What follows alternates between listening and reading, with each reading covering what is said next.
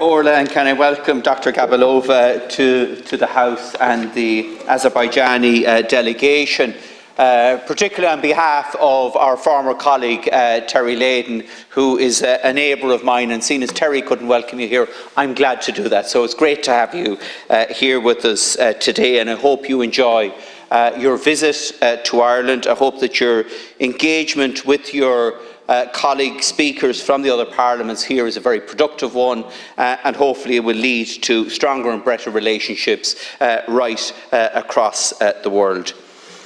Cancorla, I welcome the opportunity to speak on this particular piece of legislation because I was involved at its original concept in relation to it. So you can imagine, Minister, my disappointment and shock when I realised that effectively the Minister for Energy is being written out of this legislation.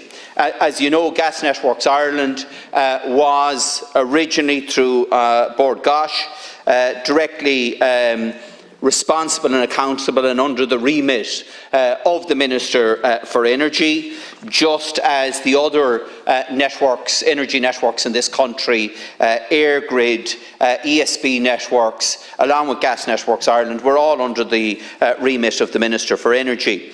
And I felt very strongly that Gas Networks Ireland, which had been taken out of that remit, should be reinstated within the remit of the Minister for Energy, particularly because it has such a vital role to play in the decarbonisation of our energy supply. And I disagree with Deputy Paul Murphy that we should be looking at shutting it down as quickly as possible. I think we should be looking at removing carbon from the gas network as quickly as possible, and tomorrow morning we could increase the percentage of biomethane in our gas network, and we could also increase the amount and introduce hydrogen into our gas network without altering the network system that's there at the moment, but significantly reducing the overall carbon footprint of our gas network in this country very quickly with the stroke of a pen. But I don't think that that's going to happen when Gas Networks Ireland is under the remit of the Minister for Housing.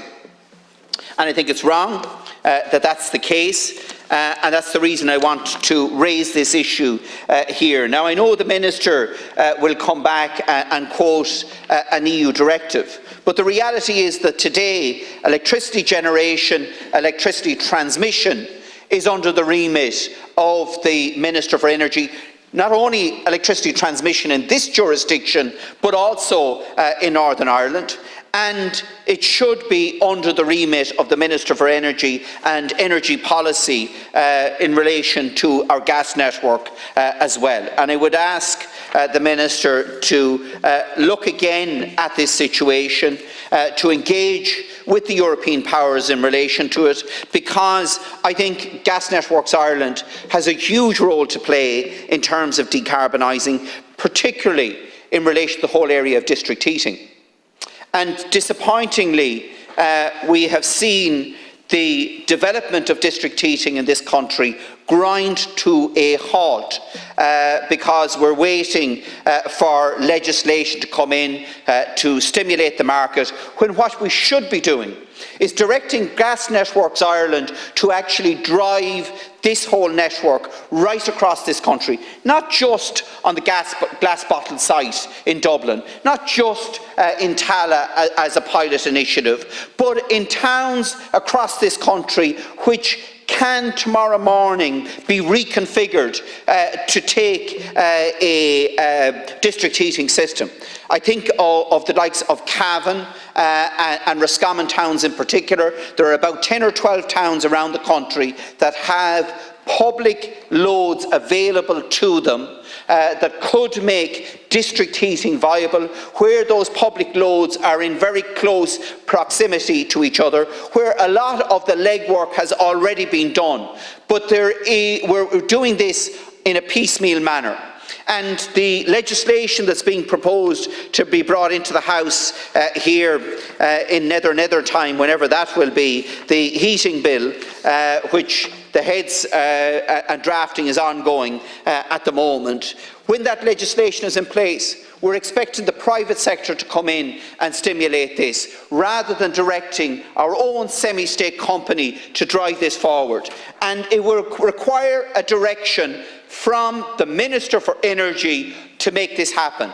But disappointingly, the Minister for Energy is not the Minister that holds this company to account. It's the Minister for Housing. And with all due respect, the Minister for Housing has enough on his plate at the moment than trying to manage Gas Networks Ireland. And I would, as I say, ask you to look again at this issue. Because I believe, as I say, Gas Networks Ireland has a key role to play in decarbonising our heating system in Ireland, not just in relation to its existing network, where, as I say, we can dramatically reduce the amount of carbon in the gas network tomorrow morning with the stroke of a pen, if the political will was there to do it, but also in driving forward district heating initiatives in towns and in communities in our cities right across this country. And it should be to the fore in delivering that.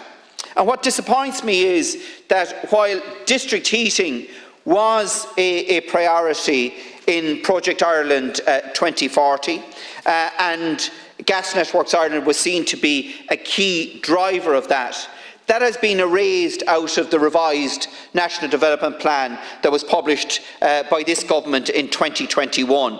And while it does state that there needs to be a fundamental shift in the way that we supply, store and use energy, we don't elaborate on that.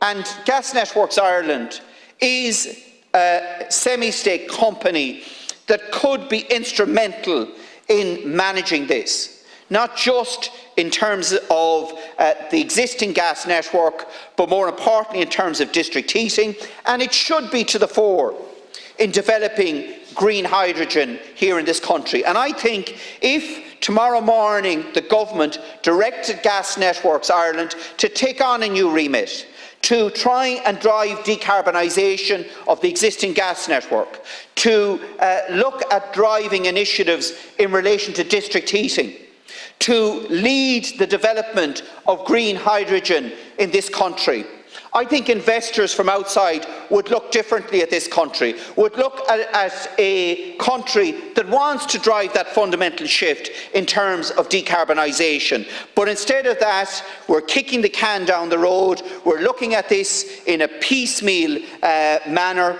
and not taking a coordinated approach in relation to it. Related to that, Minister, is the whole area of geothermal energy. And as you know, there were plans within the department to bring forward a geothermal energy development bill.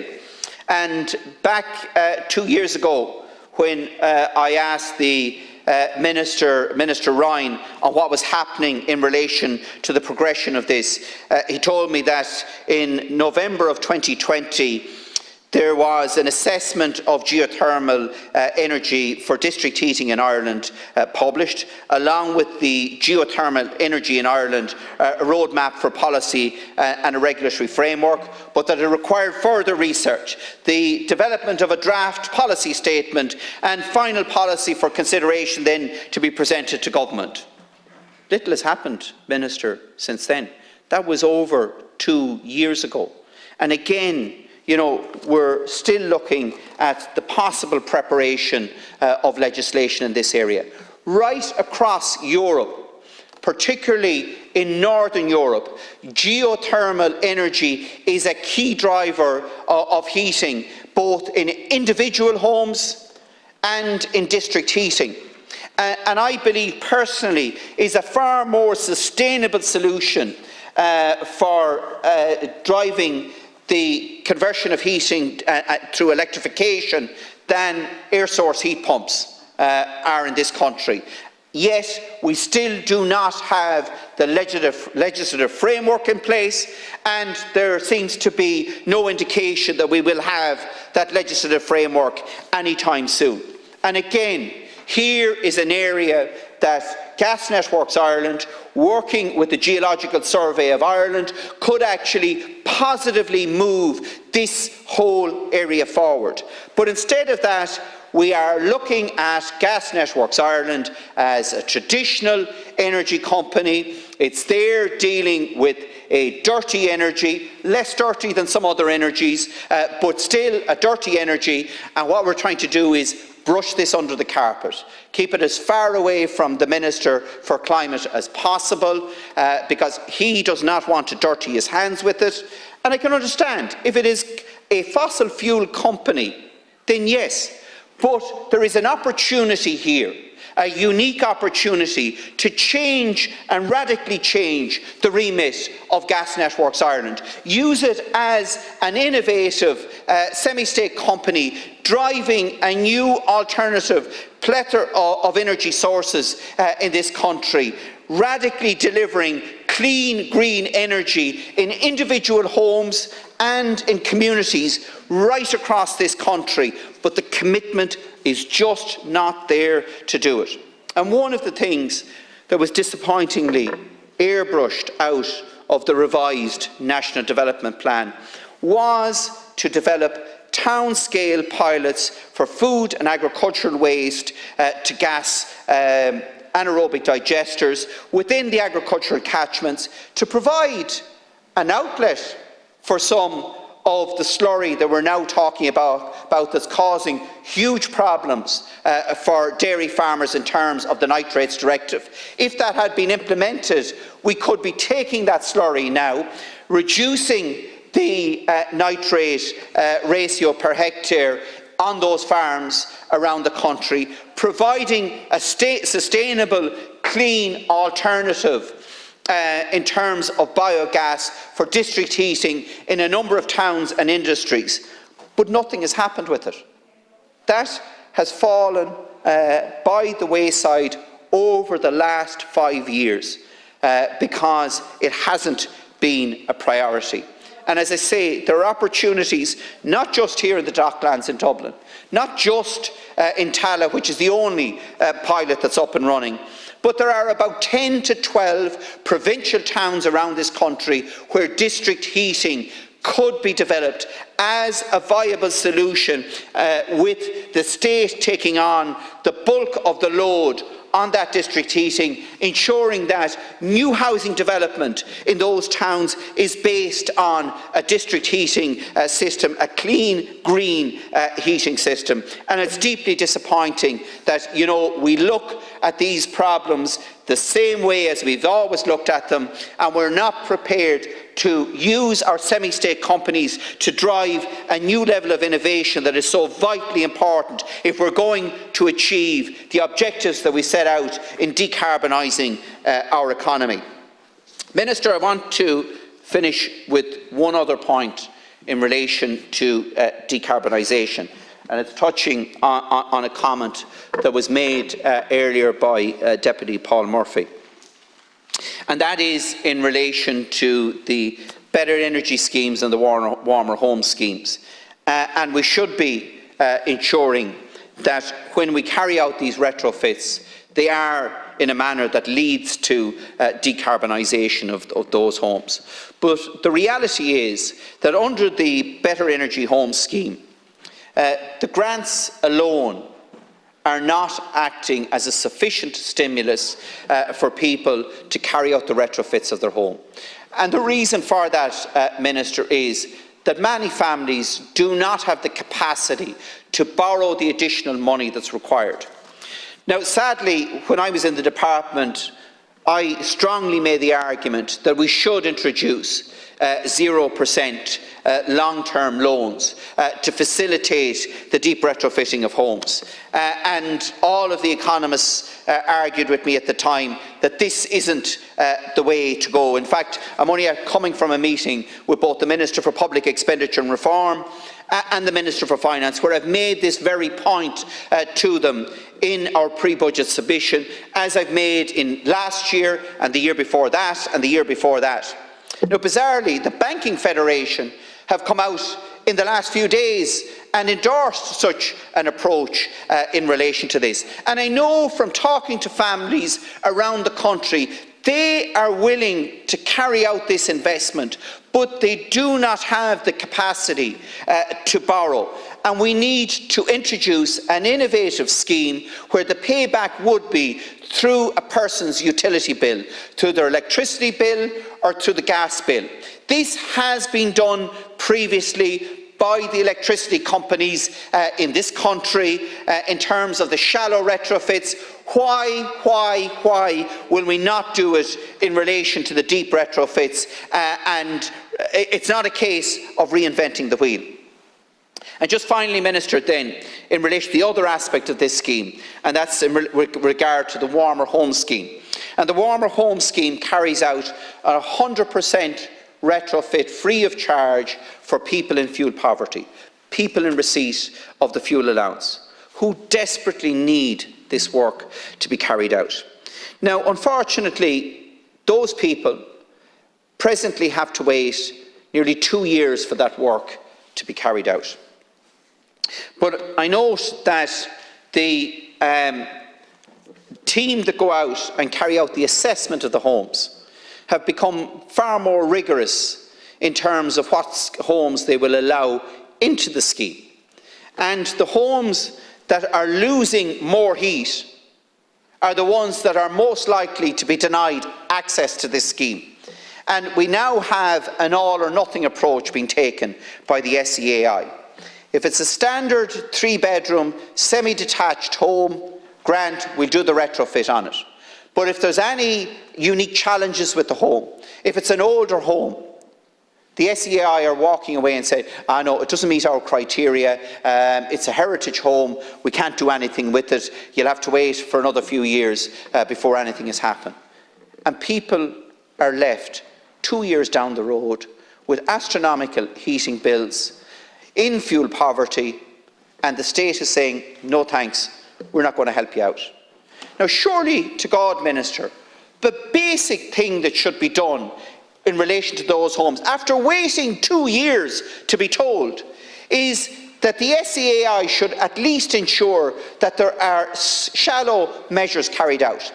Insulating the attic alone will have a significant impact on the heat retention in every single home in this country.